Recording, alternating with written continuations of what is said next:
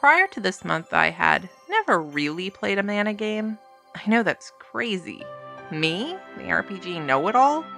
I mean, it's not like I've never tried mana. I've started them all up through the release of Sword on the GBA to at least the first combat field. But I'd never managed to make it much farther. As fate would have it, other things just came up.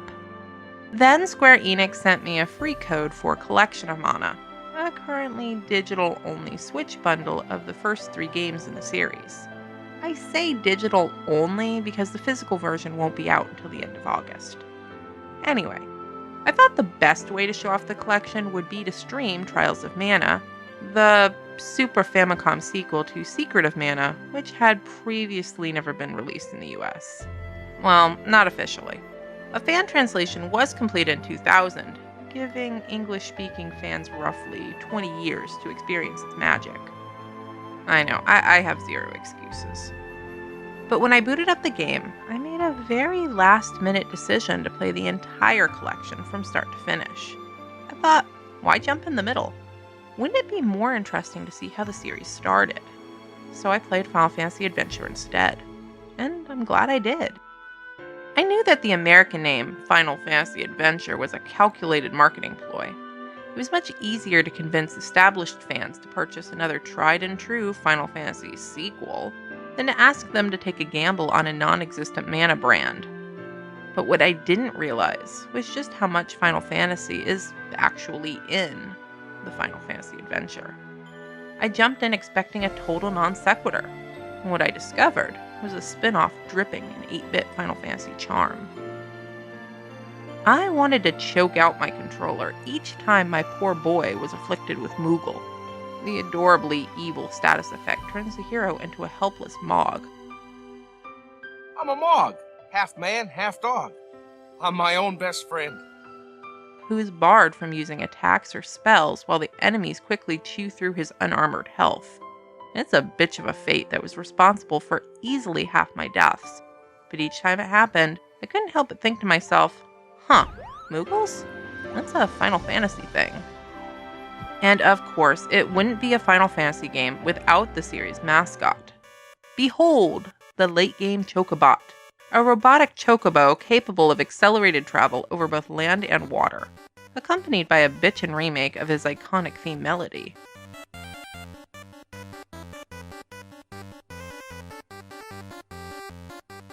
Otherwise, it just looks like Final Fantasy.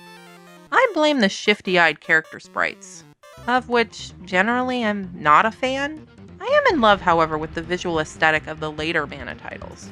The huge hair, floppy-footed thing that started with 3 and peaked with Legend. But again, the series would take a few iterations before going full clown mode, and with the sprite limitations of the Game Boy, it's really tough to avoid that signature square look without sacrificing all brand identity. That said, I did instantly recognize the Persian-inspired innkeepers with their turbans and baggy pants. In fact, the only element of the game I recognized as being a squarely mana thing. Well, okay, the innkeepers, Watts the dwarf, and the rabbites. I think if Final Fantasy Adventure would have failed, it would have been awkwardly remembered as that time Square tried to make a blatant Zelda RPG. And I mean blatant. Like Zelda, you'll spend your time in adventure spelunking puzzle-laden dungeons built from tidy little square rooms, many of which hide passages conveniently positioned in the exact middle of any given wall. Unlike Zelda, however, these are not revealed by consumable bombs, but by consumable buttocks. Pickaxes, or by an equipable late-game Morningstar. Also unlike Zelda, the puzzles are kind of a pain in the butt. Many hinge on the manipulation of switches, which require that you turn enemies into snowmen, mess up, and the enemies don't immediately return. You'll have to backtrack through a few rooms to trigger a respawn in order to attempt the puzzle again. And therein lies my biggest complaint with Final Fantasy Adventure. It's clunky. Most enemies have inane weapon immunities, and there's a ton of enemy types. So, especially in late-game dungeons, you'll spend a ton of time opening menus and switching equipment, trying to find that one weapon to damage that one foe. And when you do find it, you'll almost immediately have to switch again to damage the other little bastards in the room. I long for Secret of Mana's menu wheel. And then there's the game's mostly useless companions. Being a handheld Game Boy title, Final Fantasy Adventure is the only mana game to understandably not support 2-player. Instead, you'll have to rely on the comically broken AI to control your very temporary party companions. Usually, I can't stand it when games repeatedly hop-swap my teammates, but here, it's more than fine. Welcomed even. Seriously, they suck. Even when the sole target on the screen is a huge boss enemy, the AI will frequently turn around and open fire on an empty wall. It's pathetic. There's only 2 companions in the game that don't suck and instead swing a total 180 and are god tier level awesome. There's the HP recharging healer girl and Marcy, the MP restoration robot. As you can imagine, having a companion capable of regenerating your HP and MP on command is totally broken. And as such, these characters are only ever available in very short bursts throughout the game. The only downside to asking these characters for help is opening the menu and triggering an annoyingly sluggish text box. Admittedly, a small price to pay for phenomenal cosmic power. Most of the adventure, though, is traversed alone. Just you, the boy, and a clunky D-pad. To be clear, I am now explicitly talking about the Switch port as included in the Collection of Mana bundle. I wanted to compare my shit Switch controller to a more authentic experience and booted up the cartridge on my GBA SP. There was a tremendous improvement. The best test I found was the ice spell. On the Switch, it was nearly impossible to control, and I was very angry with a specific portion of the game that suddenly required that I use it skillfully. On the GBA, not an issue. Breeze to control. Of course, this is absolutely a controller problem, and those of you who have invested in nicer controllers than I may not run into the same issue at all. Collection of Mana also offers 3 different visual options for the game display. You have the Game Boy Green, which is a bit hard to see and probably only available as a novelty. Stark Monochrome Gray, which I personally found way too harsh to look at. And Red Toned, which had the bonus effect of making all bodies of water look like ominous pools of blood.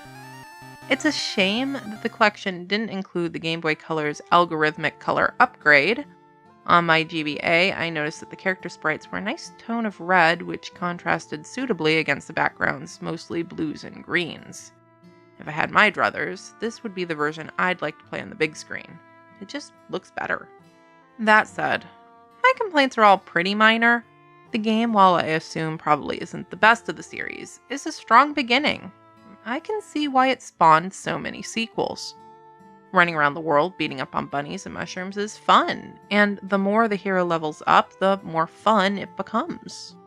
When you level up, you can choose precisely where to invest your stat gains. You decide whether the boy needs more attack power, more health points, more magic points, or a faster will regen. You see there's a bar across the bottom of the screen, and as your character does nothing, it fills up. At the beginning of the game, it won't get much use, if at all. It just refills way too slowly, and the bar restarts anytime you attack or cast magic. But as you gain levels, and especially if you invest level gains into will, the bar will fill up faster and faster. When it's fully charged, your hero will perform a weapon-specific special move upon attacking. I personally didn't focus on will during my playthrough, opting for more raw strength gains and a larger mana store. During late game bosses, I tried to time my attacks to utilize the zoomy sword maneuver. It worked, in theory. But honestly, it was more fun and time efficient for me just to go full berserker warrior while popping cure spells. I did, however, notice on my cartridge save, that was created by whomever owned the cart before me, that the will regen rate was completely nuts and I could easily pull off rapid successive specials. If you have the discipline to level your hero to 70, I absolutely recommend it, because zipping around the screen like the goddamn Superman is an exhilarating way to play the game.